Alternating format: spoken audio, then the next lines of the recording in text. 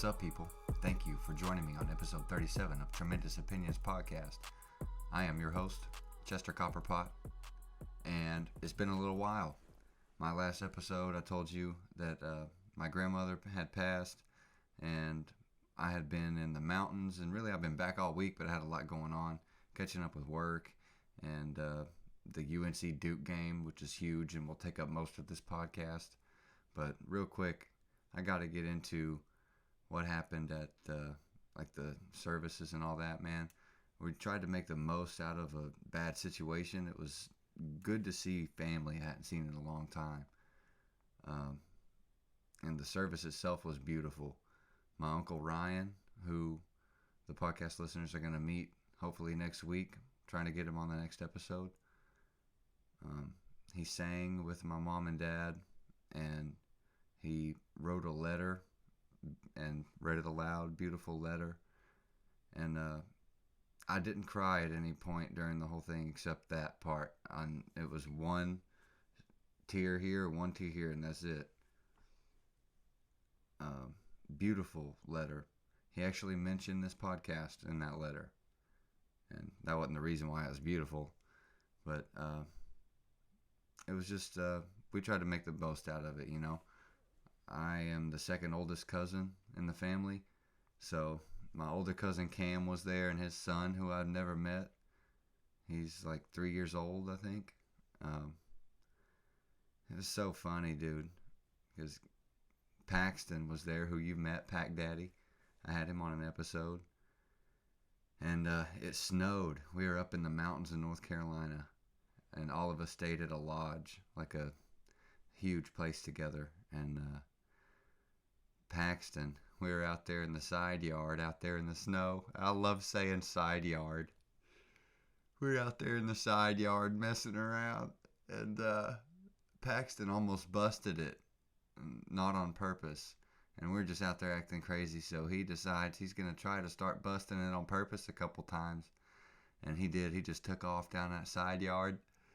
And dude, it's a miracle he didn't freaking break his leg. I don't know how he didn't, or throw his hip out or something.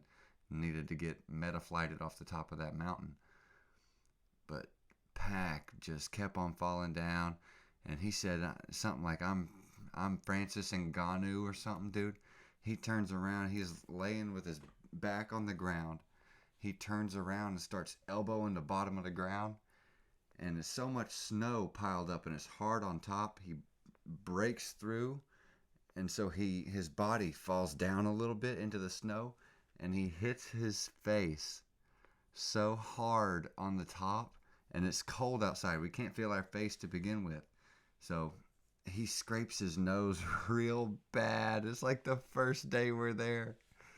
And trying to get to the end of the story, dude. I'm holding Cam's son that I never met. Like, we've been chasing each other around. He likes me already. We're playing games and stuff. And I'm holding Carson. And this is like the last day. We're about to leave. And Carson looks at Pac. Looks at his face and sees that scratch on his nose. And he said, "You got a boo-boo." And dude, I almost fell out laughing. I started calling Paxton Boo-Boo Beak. Old boo-boo beak, son.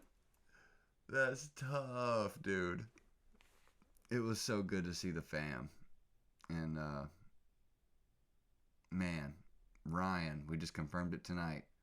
Ryan is coming down this week, and he's going to a UNC game, trying to get up in that players' lounge, baby, exclusive access, ambassadors only type of vibes this weekend. He'll be jumping up and down doing jumping jacks in that players' lounge. Wait till Armando turns that corner, and Ryan may just power cling him.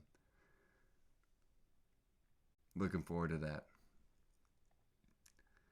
Dude, I didn't know Ryan could sing. I may have him sing a little song, like the song of Lord of the Rings or something. I may have him sing a little something for the podcast. He carried a tune. And dude, alright, so in the service, this is so tough. In the service, I debated on whether I should say this, but I got to. It's freaking too good not to.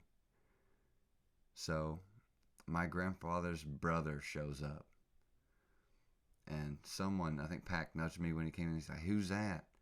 And I said, just as a joke, I said, "That's Red Auerbach, who was like the coach of the Bill Russell 11 championship Celtics back in like the 60s or something, 70s. So it looks like a Red Auerbach. That coach is always smoking cigars." And it got a little chuckle. But Gary, nevertheless, Gary, this is at the church. He's over there talking to somebody, and it's pretty quiet in there. And out of nowhere, dude, there's like a slight organ music in the back, this real somber setting. Out of nowhere, okay, you hear Gary, he's like 80, you go, transgender. And dude, everyone just perked up and looked at each other and just put our heads down and just giggled to ourselves, because we can't just hee-haw and jump up and down in the church like that. But dude, Gary, and I'm probably going to get flagged on YouTube, and I have nothing to cancel. I have like 4 viewers. And you know what? On my vinyl soul searching, I offered whoever made it at the end, I offered them $20, just whatever, comment on the thing. No one did it. No one did it. It's cool, dude. I need all the money I have anyway. I don't need to be giving out nothing to nobody. Those UNC Duke tickets were a bag. Anyhow, yeah, Gary said transgender at the church.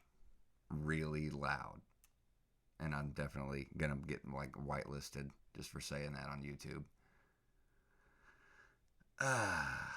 Natural transition here. The UNC Duke game.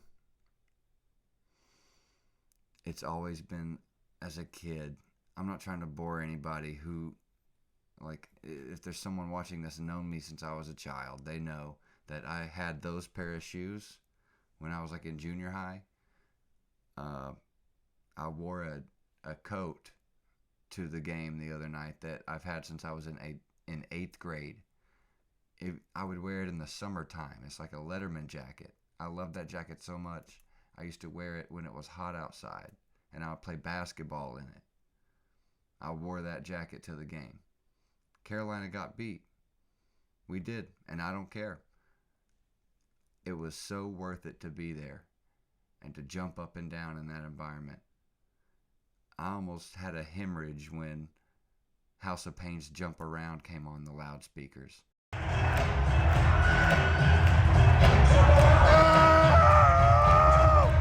But really, what got me fired up, and I'm off my notes, who cares?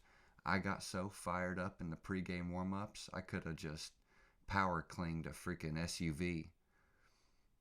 I've always hated country music. I grew up in Oklahoma, and that's all you hear. I worked at a gas station, and they just cranked country music all day long, and it just put me in a sour mood. I was a sourpuss every day because of country music. But they put on God's Country by Blake Shelton. Sitting back in the 40 on the muddy riverside, getting baptized in holy water with the dogs running down at the Dean Dome. They did it just for Brady, and I knew it. Because old Blake Shelton's an Oklahoma boy. He's from my hometown, baby. They put on God's Country. I didn't know the words, but I was so fired up. I could have just jumped off of that mezzanine and floated, just levitated down there to center court. They unveiled Roy Williams Highway. Dude, I was there for the unveiling of Roy Williams Highway. Oh, dude, I almost said something about like I almost just liquidated my Pantalones when Roy Williams was out there at half court. But speaking of Pantalones, just the thought of Pantalones brought to my attention the sick freaking pants I'm wearing right now. Dude, found these when we were up in the mountains in Asheville. Got a sick deal on them. They're on the clearance rack, as you could see. And the fit is pretty drip right now because I'm a hot daddy.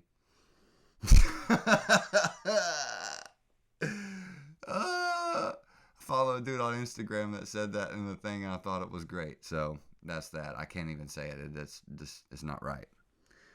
But I didn't notice this when I saw the pants on the clearance rack. I just noticed that I liked them and they had to be mine.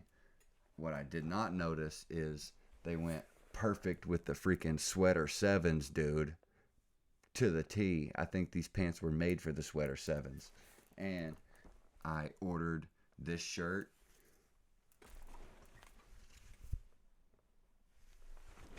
Tremendous Opinions car show and podcast with the 1970 purple Challenger on that thing. And I found a bucket hat that I bought like 5 years ago when the Hornets sucked. I probably got this on the clearance rack too, baby. The Hornets were trash like 5 years ago. And the bucket hat goes nice with the pantalones. So I told Brady I got a button-up shirt with flamingos on it that I told him I would wear when I recorded this, but this was just absolutely too crazy. And I haven't shown the car show and podcast shirt yet, so. And really, you can't even see nothing because, one, my camera sucks to begin with, and the lighting, I just, it's whatever, dude. It's whatever. We're not filming Avatar here. Anywho, speaking of Brady, dude, Dennis the Menace is still on the TV right here. He just came over here and ate some cookies and jumped up and down, and we watched Dennis the Menace. He'd never seen it. It's so good. Last night, we watched Nacho Libre. That has a million lines that are requotable. But Dennis the Menace, same thing. If you've never seen it, it's an old movie, and watching it now, you're just like, and Brady hated it. He thought it was awful. He thinks all our movies are just god-awful. But Dennis the Menace has some redeeming qualities. Mr. Wilson being the first of those. When he's sitting on the porch, when they're playing hide and go seek, and this isn't even like a spoiler alert. Who cares? It's Dennis the Menace. It's from 1993. If you haven't seen it by now, tough. Go watch it. It's on Netflix. Mr. Wilson sitting on the front porch, and all the kids are playing hide and seek. And Mr. Wilson said, Martha, he's cheating. Dennis is using the Beckman kid as a spy. Dude, using the Beckman kid as a spy. He called that Beckman kid. He said, Gunther, your father called. He said, he's going to the ice cream store. He wants you to go with him. You better hurry and go home. Dude, going to the ice cream store. So many quotable lines. The guy, the old Einstein guy from Back to the Future, the guy with the car, whatever, it's been years since I've seen Back to the Future, Doc or whatever, he's in the movie, and he's hard to recognize because he's like all dirty and plays a nasty thief. He said, what you got there, sport? And the cross-eyed kid said, appa. Appa. Dude! Oh, using the Beckman kid as a spy. Brady hated it. Great movie. Great motion picture. Dennis the Menace. The UNC Duke game. I got to talk about it more in depth. Getting back on notes here. I took my sister. I actually did pay a grip for the tickets, but as much of a grip as I paid, it was a slightly less grip than what I should have paid for those seats. We had primo seats. We were right there on baseline. We were upper level because, I'm not freaking stock owner in Tesla. I don't have freaking $1 million to spend on this game. But we got good tickets, dude. I'm not complaining at all. We were surrounded by good people that took the load off of me. Usually I have to carry the section and start yelling at the ref. There's a ref that looks like he's from Sea Caucus off the freaking Goodfellas. when Joe Pesci's telling the story about laying down in the weeds. I don't know why. He just looks like, the ref looks like he's from Secaucus. So that's what I call him. And usually when he refs that game, Carolina gets beat, and it's the Secaucus guy's fault every single time. So I just let him hear it. And I think I'm the only one in the building that recognizes things like that. And I'm superstitious and creative with the heckles and the insults. So Secaucus wasn't there, and I was kind of hurt at that. But it gave Carolina a chance to win, which Brady, dude, I'm surprised I even have a voice to do this podcast. Livia knows. She was there taking the ear beating all day. Really? Let's take it back a couple steps. Before we get to the game, we show up to Chapel Hill early. Finding parking was just a nightmare. So we parked in some like frat house parking lot that had like a little pay meter thing. And we get out, we walk around, we go to like 3 t-shirt stores. Johnny T-shirts is awesome. It's the one I liked since I was a kid. But recently there's a place called Chapel Hill Sportswear that has 2 stories. And they have some sick memorabilia up on the walls. And you could tell that those people care about what they do. And we went into like 3 or 4 of them, I don't know, and bought stuff from each. There's some Manic stuff that isn't Manic merch. It's like UNC merch or the store's merch. And a few of them like go directly back to the players as proceeds. So I think me and Livy bought like 5 or 6 shirts. And we had lunch and all this. And on the way back to the car, like I just throw the bags in the car. And it was so funny, dude. All right, so a couple of country boys pull up in a big Power Stroke diesel truck, and they park it. And he's nervous because he's like, how do I pay for it? He's talking to me. He's like, hey, bud, how do you pay for parking? And how do I need to do this? And do you think I could leave it here for the game? Just asking me a million questions. And I said, y'all going to the game? He's like, yeah. And we're just talking back and forth. He looks down at my shirt. He said, oh, Brady Manic. What a guy. I said, yeah, man, he's pretty cool. And they start walking off. And I said, hey, boys. And they turn around, start like slowly walking back. I said, y'all want some Manic shirts? He said, yeah. Dude, he whipped out his wallet. Was about to pay, like, I don't know how much money he would have paid for a shirt. I told him, put the wallet back up, dude. This is some ambassador stuff I'm doing right now. Gave that boy a Manic shirt. He put it on right then and there. Couldn't put that shirt on quick enough. But before I can give his buddy a shirt, I was fully prepared to give away 2 Brady Manic shirts that I just paid good money for. Just because I'm an ambassador. Old buddy said, nah, don't give him one. He's a Wolfpack fan. I said, yep, I'm keeping this shirt. Not going to happen today, bud. Anyone else would have got one. Old buddy had some Carhartt working pants on with the Brady Manic shirt all the time. And I said, man, don't even worry about paying for parking. They ain't going to tow that Power Diesel. That Power Stroke Diesel. And they just, dude, I know that old boy was jumping up and down during that game because Brady dropped them boys off, son. 6 threes. But really, I mean, I was about to say what's more impressive, but dude, as a big boy, to hit 6 threes against Duke in one game is pretty freaking tough, dude. But weighing out the other highlight, he had a pump fake and drive to the basket where he slamma-jammed on there was 7 people under the basket. He didn't care who was down there. He didn't care if a bullet train was under that basket. He was dunking that basketball, you hear me? That fired me up. I'm surprised I didn't just jump off the mezzanine. I'm telling you. Those little concrete places to stand up and your feet, I could barely fit my feet in the freaking thing, and standing up to do the national anthem almost fell forward 8 times.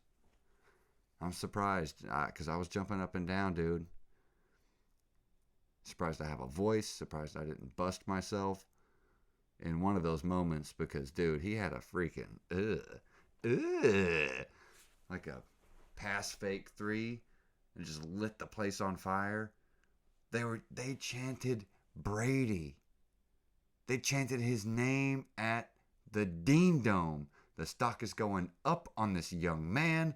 Go to fanjoy.co/Brady Manic. He doesn't give me anything to say this every podcast. He's probably embarrassed that I do. Ooh, boom, baby. You know what? This isn't in my notes, and it should be. Brady, this is the last time I say his name on the podcast. Brady Manic was on College Game Day the other day, on Saturday, with Reese Davis, Hubert Davis, and Leaky Black.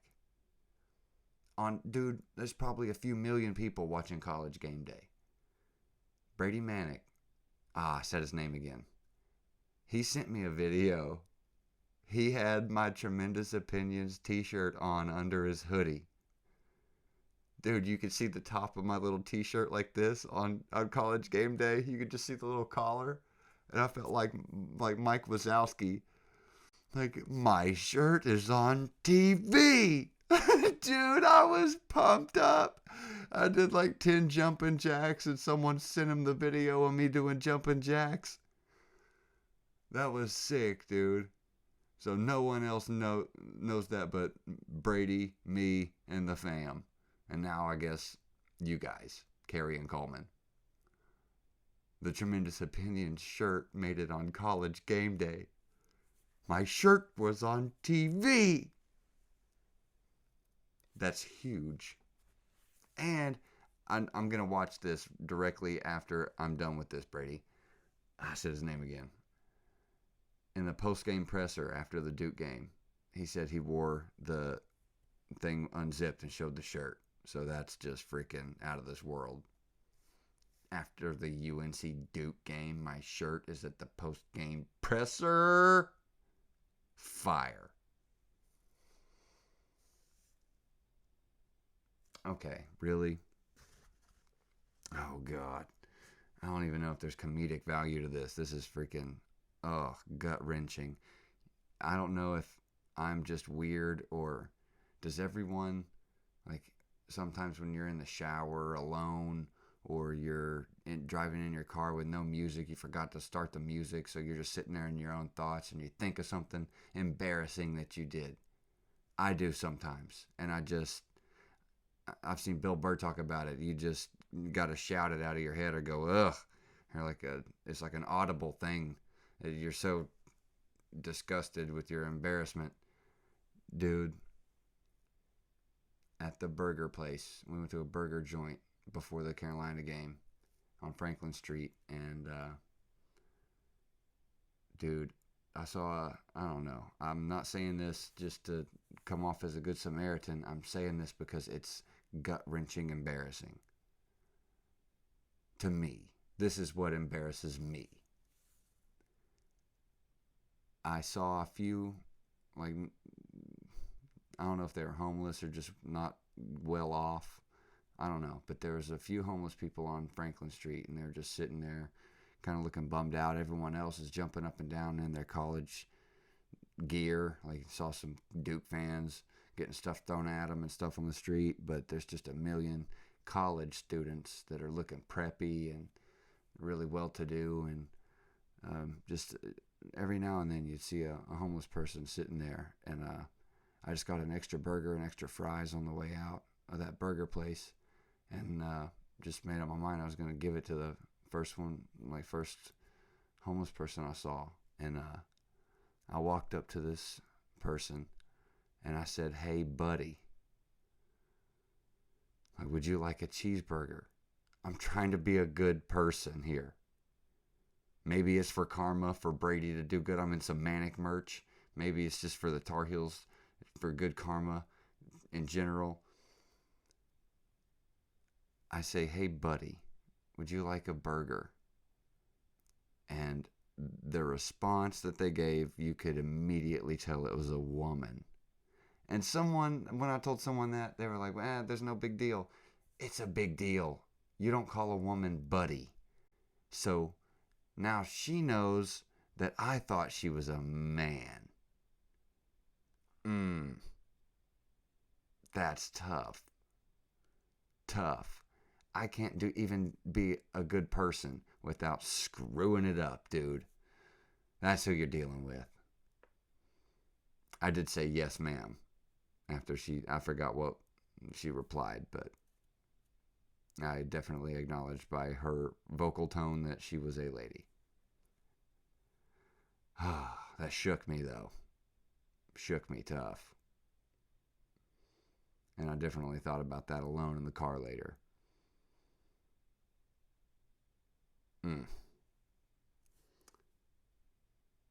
I have to wrap this up. It's like, I don't know what time it is. Yeah, it's almost 12:30 in the morning. I got to work tomorrow. How far are we in? 26 minutes? Not bad. Not bad. I have a great episode hopefully lined up next week. I haven't even talked to Ryan about it, but he said he wanted to be on one. He's coming to the Florida State game to get that player exclusive freaking access, baby. Dude, I said Brady was over here just watching Dennis the Menace. And we called Ryan just to let him know that Brady's hooking him up and getting him tickets, dude. So we called him from a different phone, and Ryan answered it like it was that person. He said, hello. And Brady said something, and Ryan was like, who's this? And Brady says, your favorite. And Ryan said, oh. He lit up and his voice cracked a little bit, dude. If anyone can put up with Carolina fandom from one, like as much from one individual, it's Ryan. Can put up with me for being a Tar Heel fan. So looking forward to talking nonsense with you guys with Ryan coming up. He's been a hero of mine since I was a kid. Great man. Dude, I went to a UNC Duke basketball game. That is the mecca pinnacle of sports. And I had great seats, surrounded by great people, to watch a great friend of mine drop those boys off. He had 21 points, and I think the second closest Tar Heel had 12. I mean, he was the guy for us. Dude, couldn't be more happy for him. And stock going up on the big boy. Go to FanJoy. And really go to Chapel Hill Sportswear, I think is what it's called. And get, look for the Manic shirts. Type in Manic. I don't know. Get some freaking merch. And Coleman, dude, I don't think he still doesn't have anything. He's in my Instagram comments talking about getting something. Dude, there's 7 games left in the season, Coleman. Do it or don't. Gonna give me a headache. I had a headache jumping up and down up there in that mezzanine around those other riled up boys, dude. We're giving it to them, son. Oh, yeah. And this isn't in the notes either. I'm saving myself. I put together a 10-minute Halo highlight clip while I was at the mountains. And yeah, I might as well let it ride just to get some more time on this one. I'm not even 30 minutes in. So, if you watch, thank you. I actually spent like 2 days putting these Halo highlights together. So I hope you enjoy them. And real quick, I found another Jimi Hendrix vinyl. This is live at Monterey, and it has like 6 slappers on there. So another vinyl soul searching coming up next week. And I'm trying to feature Shaba Ranks, who attended the UNC game. She might have something to say about that in the Vinyl Soul Searching, Volume 15. And also still trying to get Dewey. It just hasn't worked out. I talked to Brady about it tonight, and it's going to happen. We're going to bring a guitar on here with an amp and jam. I'm going to sing like Stairway to Heaven or something. I don't know, dude. We're going to figure it out. But thank you for being here. I love you. Chester Copperpot out, baby. Enjoy these Halo highlights.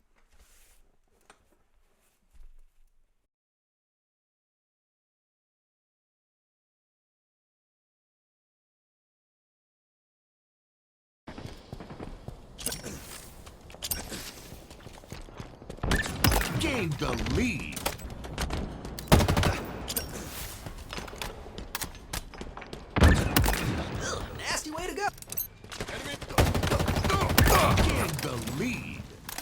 That's a reliable weapon right there.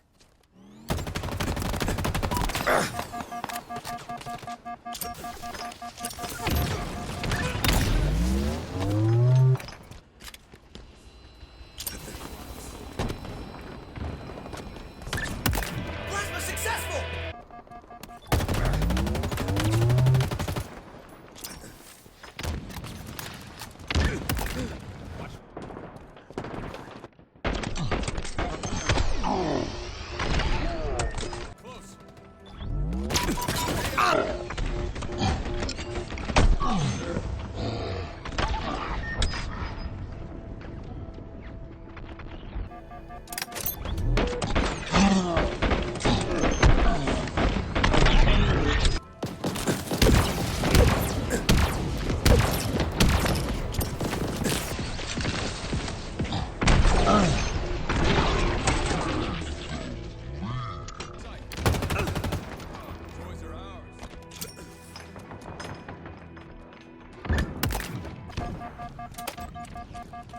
Shields, boost it!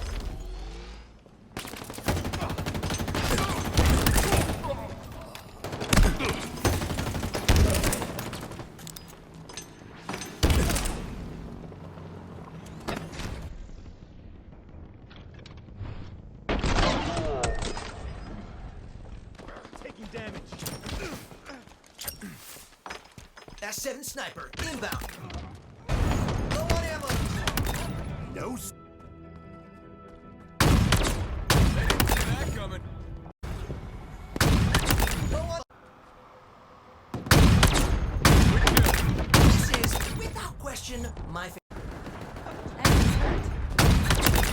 Fighting at a distance is just the best.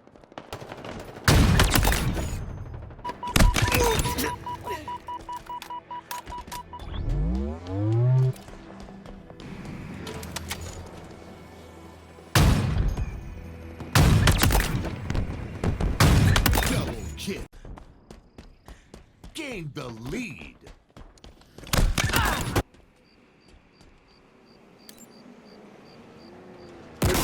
Double kill. Triple kill.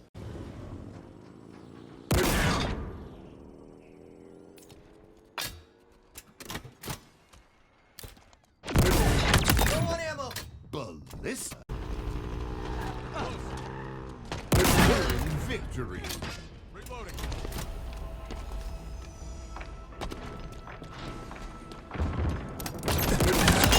No. Almost out of ammo, Spartan.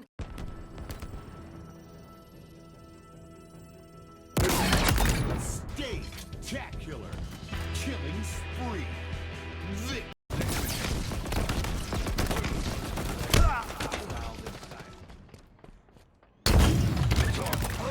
Horror.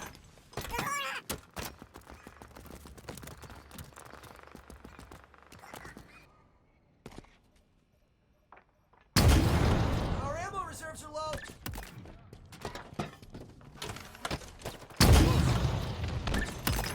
Taking damage.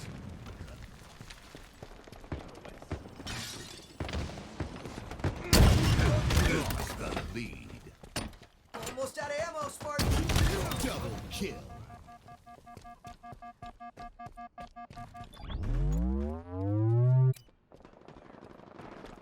We've lost a teammate.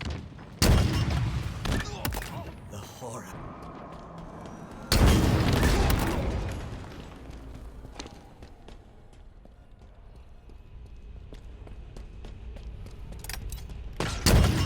Low on ammo.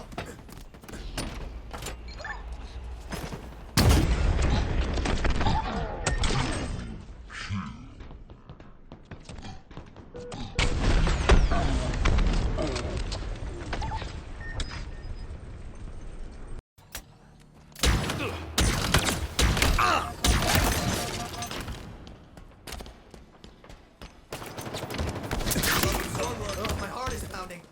And I don't even have one. Double kill. Killing spree. Triple kill. Toss. Power items available.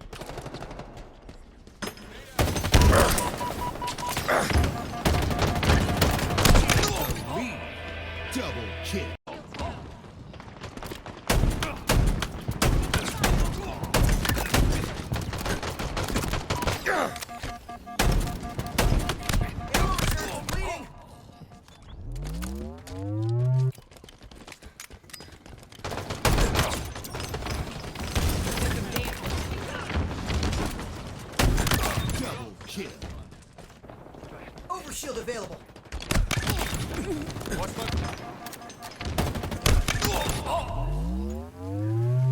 Overshield available. Down there.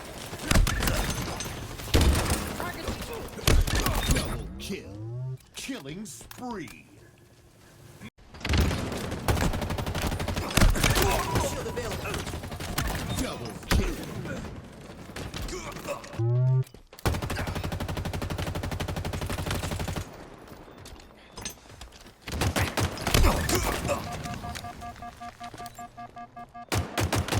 Double kill.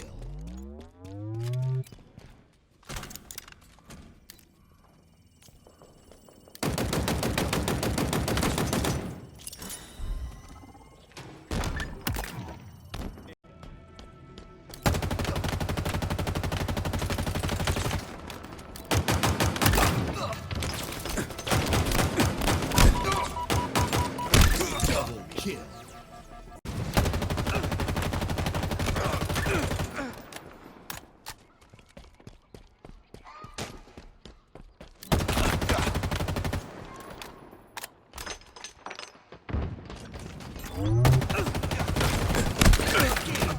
Cover me. Lost a teammate. There, hostiles in sight. Nearing victory. Double kill. Triple kill.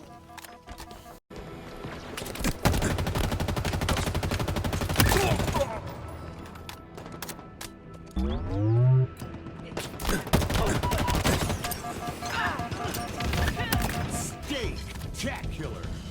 Victory. Spectacular. Victory.